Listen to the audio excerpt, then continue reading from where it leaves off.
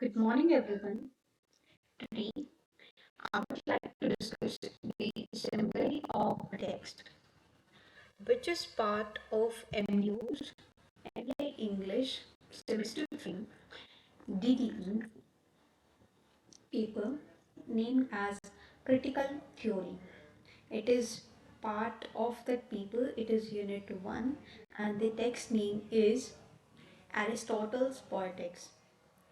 Now, let us begin the introduction with who was Aristotle. Now, Aristotle was a Greek philosopher. He lived between the years 384 BCE and he died in 322 BCE. He was a student of Plato and he was the teacher of Alexander the Great. He was the founder of Lyceum. He was the first systematic literary critic. Poetics is a foundational text of Western criticism. And the writer of Poetics is Aristotle, obviously. Let us discuss the nature and scope of Poetics.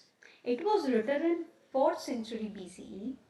It is concerned mainly with tragedy. It also discusses epic and comedy.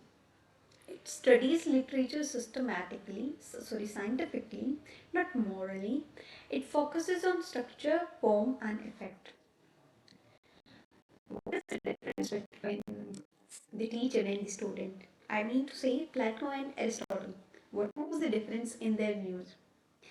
Now, Plato, he said that poetry corrupts the moral. It is double imitation. It is imitation of imitation. He meant to say that humans imitate the action of the gods and poetry imitates the action of the humans. So it is double imitation and it is twice far away from reality. He rejected poetry. In response to that view, Aristotle wrote poetry and he rejected his teacher's view about poetry. He condemned those views, saying that poetry is natural and educational. Poetry represents universal truth, not factual truth. Poetics is a defense of poetry. Now, let us discuss a very important concept related to poetics, that is mimesis. Mimesis is imitation of life. Humans learns through imitation. Poetry imitates action, not persons. Poetry is more philosophical than history. Now let us discuss classification of poetry.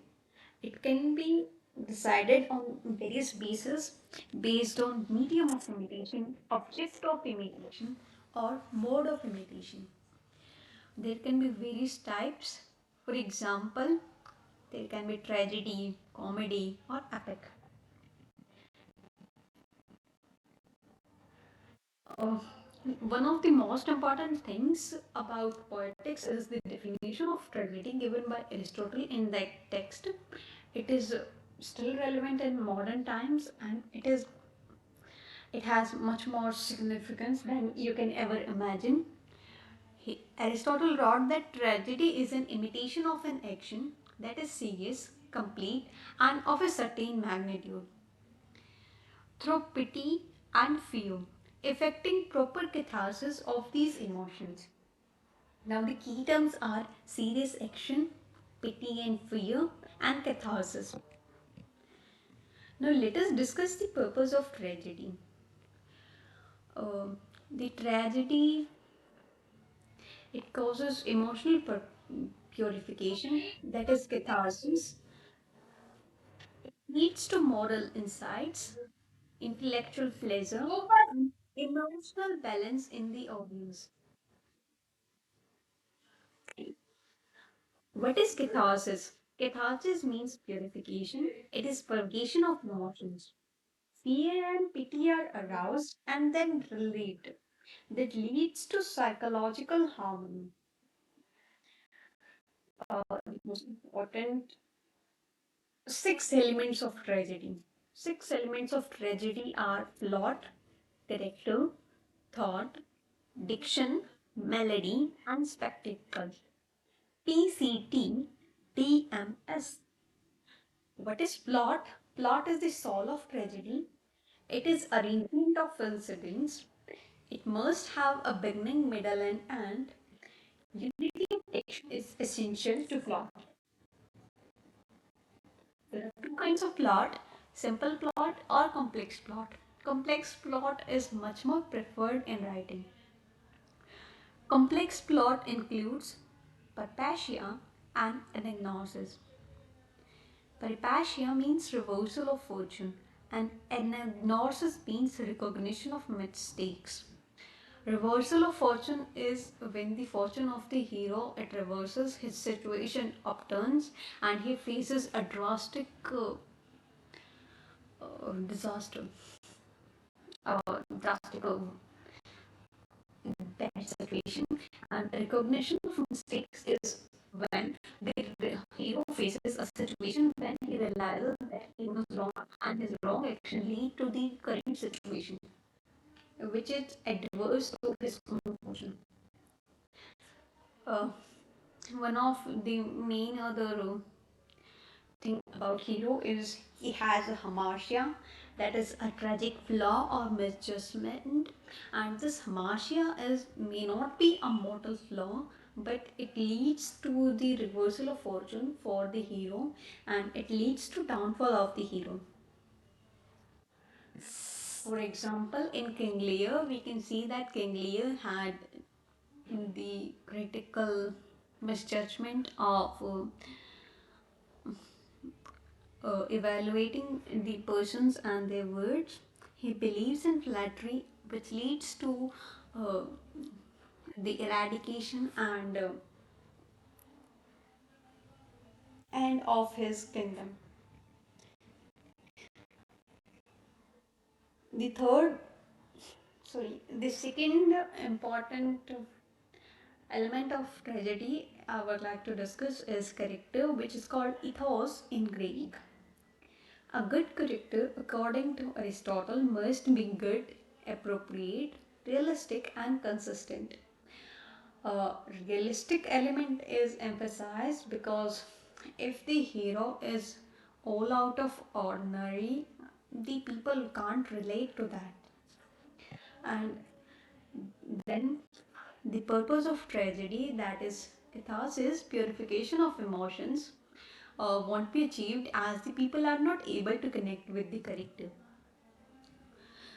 Uh, Let us discuss now spectacle. It is the least important element out of the six elements. It is the visual element of drama. It depends more on stagecraft than poetry. For example, if you are trying to show that uh, a person has died and the other person is so sad, rather than saying that the person is so sad, you can use sad music, and you can create drastic visual effects. For example, you can reduce the lighting and all the darkness, and eerie music will have much more effect on the spectacle. There are few features of Aristotle's critical methods. For example, it is objective, analytical, text centers, and scientific approach to literature. It does not discuss morals and all that abstract stuff. What is the modern relevance of the text Poetics? It the text Poetics by Aristotle. It was written in BCE, but it is still relevant in modern times in 21st century. It influenced Renaissance and neoclassical criticism. It is still used in drama, cinema, and narrative studies. It is basis of structured storytelling. Discussing the modern Bollywood films, there is a film called Lagan. It shows serious action. There is pity and fear in it, and there is catharsis, purification of emotions at the end of Lagan. Drishyam also has tight plot, reversal of fortune, and recognition of mistake by hero, or you can call it a protagonist. To conclude, I would like to say Poetics laid the foundation of Western literary criticism. It introduced the key concepts of mimesis, plot, and catharsis. It continues to guide literary and cinematic narratives. That's all for this video. Thank you.